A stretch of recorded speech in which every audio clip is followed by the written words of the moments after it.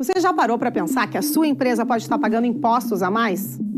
O nosso sistema tributário é bem complexo e é comum as empresas pagarem mais do que o devido.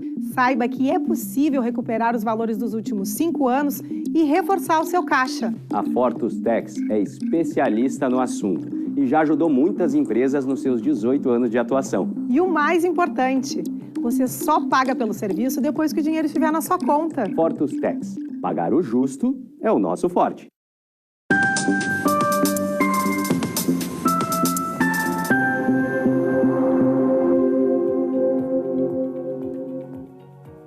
Olá, eu sou Amanda de Oliveira e junto com Evanira Guiar estamos começando agora o programa Papo Certo. De segunda a sexta, às 8h30 da noite, estamos aqui e falamos sobre diversas áreas do direito, economia, empreendedorismo e saúde. E no programa de hoje vamos saber mais sobre as atribuições do advogado de trânsito. Nossa convidada de hoje é a doutora Andréa Schaeffer, que é advogada e professora especialista em direito de trânsito. Muito obrigado pela presença no programa. Eu que agradeço o convite, né? Eu agradeço muito e isso é uma honra participar falando sobre um assunto tão importante como direito de trânsito. Realmente, doutora Andréa, seja muito bem-vinda então ao Papo Certo. E você aí de casa que já está nos assistindo, participe do nosso programa enviando a sua pergunta ou comentário através do nosso WhatsApp que está aparecendo aí na tela. Vamos fazer um rápido intervalo de 30 segundinhos e já voltamos.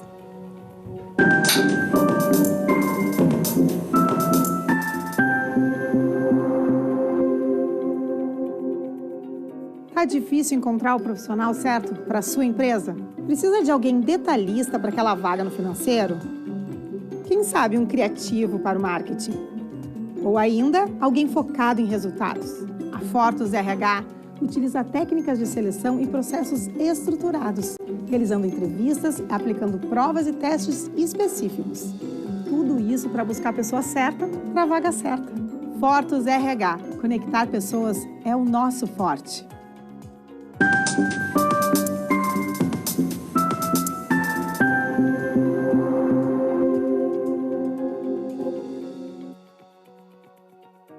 E não se esqueçam que o Papo Certo também está sendo transmitido pelo YouTube e Facebook. E através dessas duas plataformas vocês podem, além de assistir, também compartilhar. Doutora Andréa, então começando o nosso programa de hoje, uma dúvida muito comum que nós temos é qual é a diferença do trabalho do advogado de trânsito e do trabalho do despachante de trânsito? Buenas. Começamos então com uma dúvida de milhões, né? Porque realmente são dois profissionais da área do direito de trânsito e ambos profissionais muitas vezes qualificados para te atender em situações diferenciadas. Primeiro, o despachante ele vai te auxiliar normalmente quando tu tem problemas envolvendo documentação, ou seja, ele vai ser um facilitador na tua vida. Já o advogado, ele vai te auxiliar quando tu tem problemas, né, que envolvem essas questões mais jurídicas, né? Tu não consegue exercer o teu direito. Vou te dar um exemplo mais prático. Tu precisa dar baixa num veículo como sucata, por exemplo. Quem é que tu encaminha, quem tu procura para facilitar, né? Tu não sabe como proceder. Te recomendo que tu procure um despachante. Ele vai facilitar a tua vida nisso. Esse veículo possui uma restrição judicial que impede a baixa dele. O advogado vai te auxiliar, porque talvez um processo judicial esteja envolvido, tu precise de uma petição, envolva outras questões jurídicas que o advogado vai ser necessário. Então, independentemente, eu não vou entrar na questão de formação, os dois profissionais muitas vezes vão atuar em parceria, mas existem diferenciações, né, atuações diferenciadas, tanto na área administrativa, judicial, e ambos vão poder te auxiliar em situações do direito de trânsito do dia a dia. Doutora, eu gostaria de te pedir para nos trazer ao menos 3 exemplos, né, dos casos mais comuns que se precisa, então, de um advogado de trânsito. Buenas. Do advogado de direito de trânsito precisa sempre, quando for entrar com uma ação judicial, porque somente o advogado pode judicializar, né? Somente o advogado tem essa capacidade que a gente chama de postulatória, né? Entrar com uma ação judicial. Então, se não resolveu na via administrativa essa questão de uma documentação que está trancada, não liberou o documento, não liberou o veículo está apreendido, tu precisa entrar com o processo judicial, apenas o advogado. né? Então, seja para liberar documento, liberar veículo, uma CNH que foi suspensa, uma CNH que foi cassada, um veículo que não foi transferido, vendeu há 5 anos atrás e não transferiu. Situação muito comum hoje em dia, porque vendeu por procuração e não transferiu, é o advogado que tu vai procurar. Né? Então, esse tipo de situação, apenas o advogado, porque precisa de um processo judicial. Né? Tu pode procurar também o advogado para processos administrativos. Por quê? Porque muitas vezes esse processo administrativo, ele vai culminar, né? Ele vai ser direcionado para uma ação judicial posteriormente. Então, é interessante, muitas vezes, também tu procurar um advogado na fase administrativa para preparar para uma ação judicial. Perfeito. Muito bem.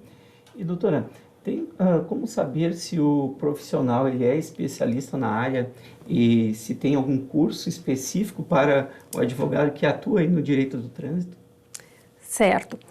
Primeiro, sempre quando o cidadão ele vai procurar um advogado, acho que a primeira recomendação, que a gente vê tanto golpe na internet, tanta coisa, e o cidadão às vezes fica com medo, né? Então, a primeira coisa, quando vai procurar um profissional da advocacia, pesquisa se essa pessoa é advogada, né? Então, tem um site da OAB, né, da Ordem dos Advogados do Brasil, então coloca na internet, CNA, Cadastro Nacional de Advogados, OAB.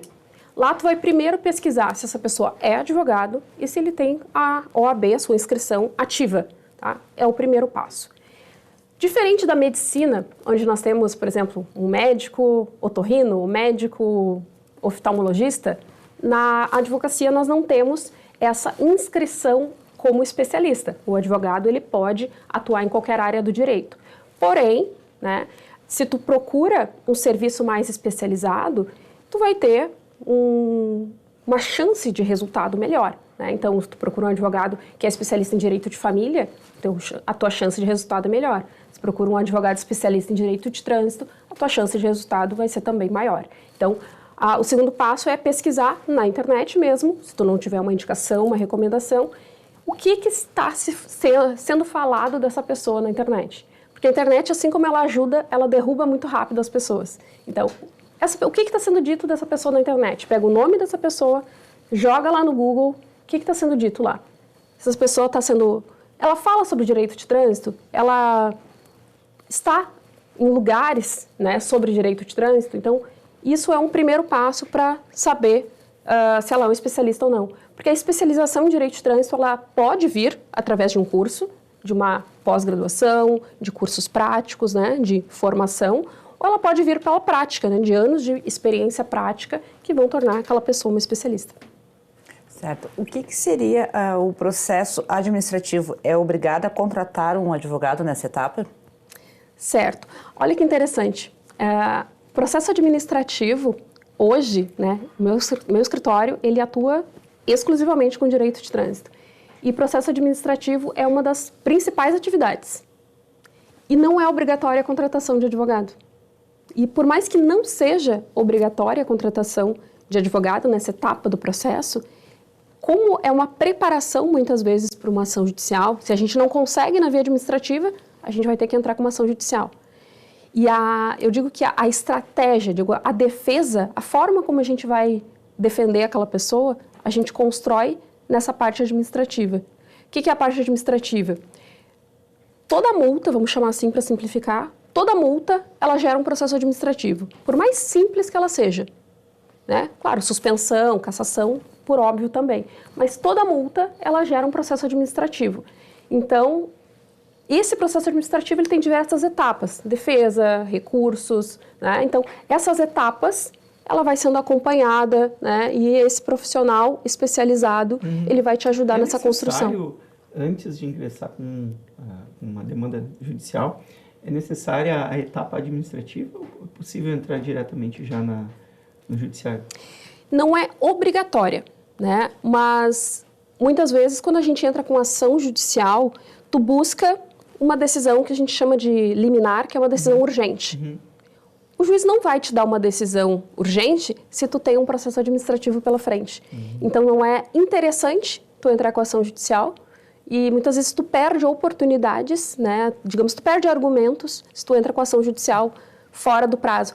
E até um bom profissional, às vezes um profissional que é especialista, ele vai saber até o time, né, o momento certo de entrar com essa ação judicial. Muito bem. Isso acaba fazendo a Mais diferença. uma curiosidade, é verdade que na prática os recursos das multas, elas quase sempre são desfavoráveis ao motorista? Por que isso acontece? Então, eu não vou em números, né? Estatisticamente eu não posso te dizer que não é uma verdade, né? Em números, né? O percentual, né, a gente chama de deferimentos, né, de aceitação dos recursos administrativos é muito baixo. Mas não é porque as multas estão certas, e eu também não vou colocar aqui a expressão que muito se fala de indústria da multa, que eu não utilizo, não vou nem entrar nessa questão. Porém, acontece muito que os recursos que chegam para ser julgados são bem ruins, né, na sua maioria. A argumentação é bem ruim. E eu falo isso para vocês assim eu vou te dizer até com propriedade, porque além da advocacia, eu julgo recursos, porque eu represento a OAB num órgão de julgamento, né, numa junta de julgamentos. Então, eu também faço essa análise de recursos para julgar. E eu fico chocada, assim, né? E as pessoas descrevem assim, não fui eu, ponto. Não estava lá. E aí tu olha... Mas algumas vezes eu já tive uma multa que eu achei muito injusta. E entrei com recurso. E lendo o Código Nacional de Trânsito, tem lá uma previsão de converter esta multa em uma advertência, enfim. Entrei com este pedido. Eu tive aquela falha, mas como foi a primeira vez, todos aqueles requisitos, eu fui no Código de Trânsito, eu como contador, né, também fui ler tudo lá, foi negado, tá, sem justificativo, negado. Então, por isso que muitas vezes a gente acredita que a negativa é certa, né? Tu citou uma das maiores injustiças que realmente acontecia, né? Essa questão Gostei do tempo passado, doutora. Acontecia. Por quê? A conversão em advertência por escrito, né? Que antes, porque a legislação mudou, né? Antes era uma possibilidade que a lei dava para o órgão de trânsito converter. Na prática, o órgão de trânsito não fazia. Deixa a liberdade. A lei era muito vaga. Ela dizia assim, olha, entendendo o órgão de trânsito como a melhor alternativa, era muito termo aberto, né? Então, o órgão de trânsito nunca entendia que era a melhor alternativa, né? Ele achava que a melhor alternativa era te cobrar a multa, te colocar os pontos na CNH e era isso. E sem maiores argumentações. A lei mudou, né? E com essa alteração, agora não é mais uma opção do órgão de trânsito, agora é uma obrigação. Tanto que não precisa mais requerer. Se tu te encaixa nos critérios, né? Porque daí realmente tem que ser multa leve, média, né? Não ser reincidente nos últimos 12 meses. Queimada que eu não sabia que estava queimada. Né? Então, se encaixando nos critérios, hoje não precisa nem requerer. Ao invés de receber a multa, tu recebe a notificação já com a informação de advertência por escrito. E, doutora, o proprietário do veículo ou o condutor, ele sempre tem direito de entrar com algum tipo de recurso? Sempre, né? O direito de recurso, ele sempre vai existir, né? Ou melhor, né? O direito a procurar isso sempre, tá? Tem alguns casos onde a pessoa pode abrir mão desses prazos, por exemplo, para ter um desconto, né? Existem 2 tipos de desconto no pagamento da multa. Um que é conhecido de muito tempo, né? Tu pode pagar a multa com 20% de desconto, que não interfere em nada no recurso. Se quiser pagar com desconto e continuar recorrendo, não influencia em nada no processo. E outro, que é um desconto maior, concedido de uns anos para cá, que é de 40% de desconto. Mas com uma condicionante. Com condicionante, com 2 condicionantes, na verdade. A pessoa tem que aderir a um sistema de notificação eletrônica, ou seja, não recebe mais notificação no papel em casa. Eu, particularmente, sou extremamente contra, porque se a pessoa não abre seu aplicativo lá da CNH eletrônica, ela não vai saber se teve uma autuação e perde o prazo de recurso. Então, eu tenho todos os meus cuidados quanto a isso. Exatamente, tem que ter bastante atenção. Então, quando a pessoa vai fazer essa adesão ao sistema de notificação eletrônica, ela tem que ter essa ciência. Tem muita gente que adere sem saber como funciona. Porque clica ali, dá um pop-up no aplicativo ali, sim, e clica ali sem saber o que é. Vai dando ok, né? Vai dando ok nos aplicativos, então tem que ter essa consciência. Então, uma questão é essa, né? Aderir ao sistema de notificação eletrônica e abrir mão dos prazos de recurso. Então, essa é a única hipótese de que, de fato, ele não pode recorrer. Doutora, eu vou te fazer a última pergunta aqui nesse nosso primeiro bloco. Falamos sobre a questão do processo judicial, né? Quais são os trâmites dele, por favor?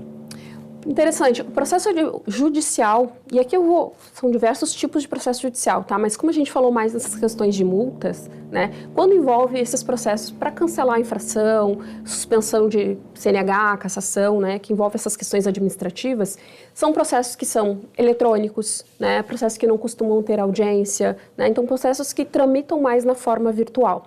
Por que eu estou falando isso? Porque muitas vezes as pessoas deixam de procurar um profissional especializado em direito de trânsito, porque daqui a pouco não achou um profissional próximo à sua cidade. Hoje em dia tu consegue contratar um profissional até de outro estado, porque não faz mais tanta diferença, né, de onde está a pessoa que está te atendendo, porque o profissional, todo o processo ele tramita na forma eletrônica e a pessoa não precisa estar se deslocando de um lugar para outro até para comparecer em audiência, porque não costuma ter. Perfeito, então. Pessoal, nós vamos fazer um intervalo bem rapidinho de 30 segundos e já voltamos com o Papo Certo. Fiquem aí que já voltamos.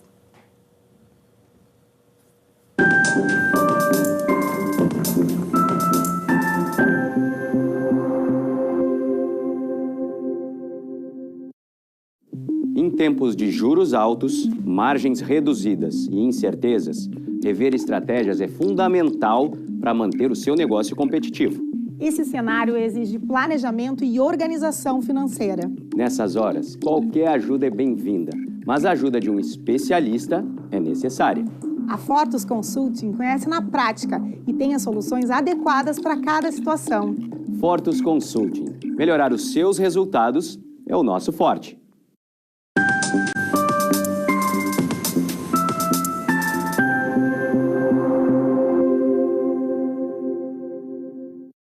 Viram como foi bem rapidinho? Eu quero aproveitar e te lembrar que o programa também está sendo transmitido pelos principais canais digitais e também pela rede Litoral de televisão, através do canal 6 da NET Litoral. Doutora, além dessa parte de multa, suspensão, cassação de CNH, há também um trabalho do advogado especialista em trânsito nas relações de acidente de trânsito? Sim, e eu ressalto a importância de se procurar um advogado que é especialista em direito de trânsito para essas questões de acidente, porque faz total diferença. Por exemplo, se eu estiver discutindo um acidente numa via e eu procuro um profissional que não entende de normas de circulação e conduta, isso vai impactar, por exemplo, no quanto vou receber ou quanto eu vou pagar de indenização em função de um acidente. E que momento que ele procura? Lá no local do acidente já? Já liga para o seu advogado, se tiver um de confiança?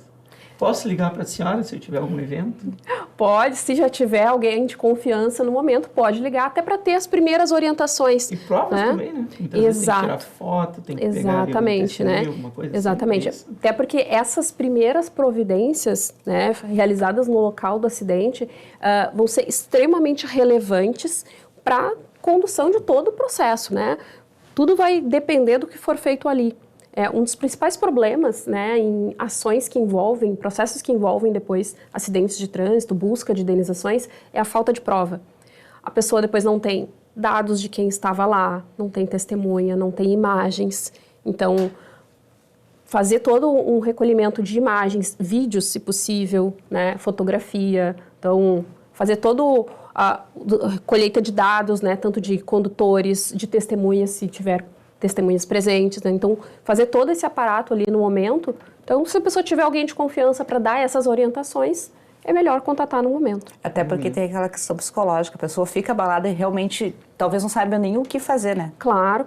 E isso a gente está eu estou falando uma questão indenizatória sem pensar em um acidente, pensando num acidente sem vítimas, né? Se espera um acidente sem vítimas, pensando só numa questão indenizatória, né? Mas se envolver um acidente com vítimas, então a situação ainda fica mais traumática, né? Então, no caso do acidente com vítima, primeiro chamar pelo socorro, né? Como somos instruídos quando fazemos as nossas CNHs, e depois ligar para o advogado. Exatamente. É importante essa diferenciação. que é outra figura importantíssima. É a terceira pessoa. Um abraço para o Renato, lá da Abo, que é o nosso corretor, e que realmente já aconteceu alguns eventos. Primeira coisa, Renato, o que eu faço? Olha, liga para o advogado, ou não. É importante também. Importante. Cada caso é um caso, né? Mas é importante essa diferenciação, né? Tem uma diferença bem básica em relação ao acidente com vítima e sem vítima. Porque acidente tem vítima, realmente. Primeira coisa, não mexe na posição dos carros, não faz nenhuma modificação na via, sinaliza, liga para o socorro. É isso. Claro, vai advogado, corretor, né? Faz os teus contatos ali. Mas em relação ao local do acidente, tu não mexe e liga para o socorro. Se não tem vítimas, é recomendado que tu faça a retirada, né, para desobstruir a via, né? Mas exatamente, faz o registro de imagem antes, né? Porque senão depois já foi desfeito o local do acidente e aí fica mais prejudicado, né? Doutora, uma coisa que desde quando tirei a habilitação com 18 anos, se escuta que quem bate atrás é a pessoa que tem culpa. Isso é mito ou isso é uma verdade? Então, eu vou dizer que isso é uma meia-verdade, né? Tem uma certa verdade, por quê? Tem na nossa lei de trânsito, no nosso código de trânsito, um dever, né, que a gente tem que guardar segurança, né? Manter uma distância de segurança do carro da frente. E por isso é daí que surgiu essa questão de que quem bate atrás tem uma presunção de culpa. Que a gente vive, é impossível dar 20 metros de distância numa via a 60 por hora, tem que dar uns 20 metros pelo menos. A gente anda 5. Colado, né?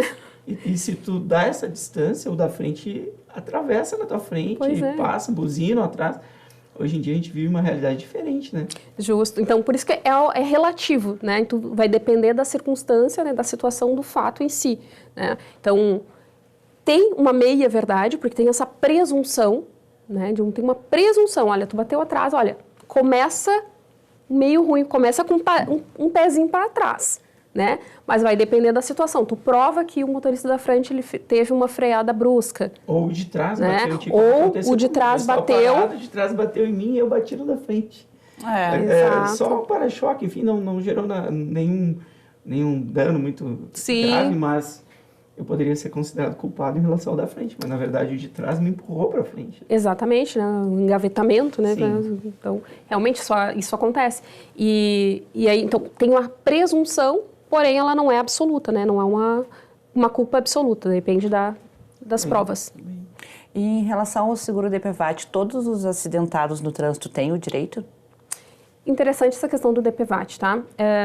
Porque o DPVAT ele é um seguro que ele não depende, por exemplo, de quem foi o culpado, de quem não foi, né? Então, diferente de questões de seguros privados, que às vezes se discute algumas questões, no DPVAT ele não interessa. Quem foi culpado, não se questiona isso. Inclusive, ele pode ser para motorista, para quem estava de carona, para o pedestre, se a pessoa foi atropelada e o veículo não foi identificado. Então, nada disso interfere. A questão é, o DPVAT, ele tem 3 formas de garantias, né? 3 tipos de seguros. Por morte, né? Por invalidez total e permanente e por invalidez parcial e permanente. Essas questões de invalidez é que acaba gerando muitas dúvidas, porque elas dependem de consolidação das lesões. Então, às vezes, as pessoas acham que se acidentou e tem direito ao acidente. Não, ela tem que ter ficado com alguma lesão. Então, não é só o acidente ali. Mas eu ouvi falar ou que também a questão de despesas médicas, né? Só que aí, se a pessoa é atendida pelo SUS, não tem despesa médica, né? Então, tem que ter despesa médica comprovada, né? Então, e aí é na questão de reembolso. Né? A pessoa gasta, guarda as notas e depois pede reembolso. Muito bem. E se o condutor tiver bebido, ele perde direito ao seguro? Para a questão do DPVAT, como eu disse, como não se questiona a questão de culpa, não vai fazer diferença. Para o seguro privado, né, isso às vezes pode gerar algum embaraço na seguradora, porém, tem muitas ações judiciais que afastam, né, essa questão, digamos, essa negativa da seguradora. O que vai depender? Se esse fato da pessoa ter bebido foi relevante, né, para o acidente. Né? Por exemplo, se a pessoa que bebeu, ela não foi a causadora do acidente, e isso ficou provado no processo, ela não necessariamente ela vai perder o direito ao seguro. Claro que o ideal é que ela não tenha nenhum embaraço ali. O advogado especialista em trânsito, ele também defende, né, o motorista nessas situações em relação a seguros, porque muitas vezes a seguradora ela traz uma série de exigências e análises para fazer o reembolso, enfim, o pagamento daquela indenização. É também uma função do advogado de trânsito agir? Sim, também é um ramo do nosso trabalho. Inclusive, se eu quiser contratar um seguro, vocês analisam aquela pólice com milhares de letrinhas minúsculas? É até interessante porque é uma linha que envolve tanto a parte de direito contratual, né, pode envolver a parte de direito civil, e aí pode depender um pouco do nicho de expertise desse profissional, né? Então, dentro do direito de trânsito, pode ter o profissional que ele está um pouco mais afeito, né? Ele gosta um pouco mais da parte de processo, ou ele está um pouco mais voltado à parte de contrato, né? Então, pode ser questionado, sim, ele vai ter a competência para fazer essa análise. Empresas logísticas de logística contratam muito advogado de trânsito, é normal manter um contrato? Sim. Nós temos muitas empresas com, enfim, muitos caminhões, veículos, e precisam, né, do advogado. Justo. Sim, o advogado ele presta muito serviço na parte de consultoria, de assessoria, até para gerar uma redução de custos, né, na gestão dessa frota de veículos da empresa. Redução de custos em relação a multas, acidentes. Exatamente. Eu tenho uma pergunta para ti agora que é bem relacionada a esse período que quem não pagou o licenciamento ou o IPVA assim vai ter que parar de rodar. Perde algum direito o condutor se o veículo não estiver regularizado? Da mesma forma como essa questão do beber, né, da bebida, tem uma discussão que envolve essa questão do licenciamento, né? E para mim me parece até mais estranho, né, no meu ver, porque o beber e dirigir a gente sabe que causa muito risco, né, para todo mundo que está envolvido. Tu dirigir com o veículo com o licenciamento, com o IPVA vencido, é uma questão de não gera potencialmente um risco à segurança, né? É uma questão documental. Porém, o índice de negativa da seguradora é maior, né? Porque eles entendem que o veículo sequer poderia estar na via. Né? Então, pode sim ter uma negativa. Tem ações judiciais, né, discutindo isso, né, mas é questionável, né? Pode derrubar essa negativa da seguradora num processo judicial, mas existem negativas, sim, administrativas da seguradora. Muito bem. E como que o motorista ou a pessoa envolvida no acidente sabe, né, tem como saber se ela tem direito a uma indenização em razão de um acidente de trânsito? Bom, primeiro procurando um profissional qualificado para te dar boas orientações, né? Então, e outra, o advogado qualificado, né, um bom profissional, ele nunca vai te fazer promessas de resultado. Olha, tu tem X mil reais para receber. Por quê? Essa indenização, essa certeza de recebimento, ela só vem depois de um processo judicial, né, e com uma sentença judicial. Então, saber efetivamente só depois de um processo judicial, com uma decisão realmente, né? Então, tem que passar por todos os processos, tem que ter prova, tem que ter todas as etapas para poder realmente ter essa certeza de recebimento. E aqui, por fim, então, em que momento aí o cidadão, né, deve procurar um advogado especialista em trânsito? Em que momento? Qual é a etapa? Só quando for para a justiça? Em que momento?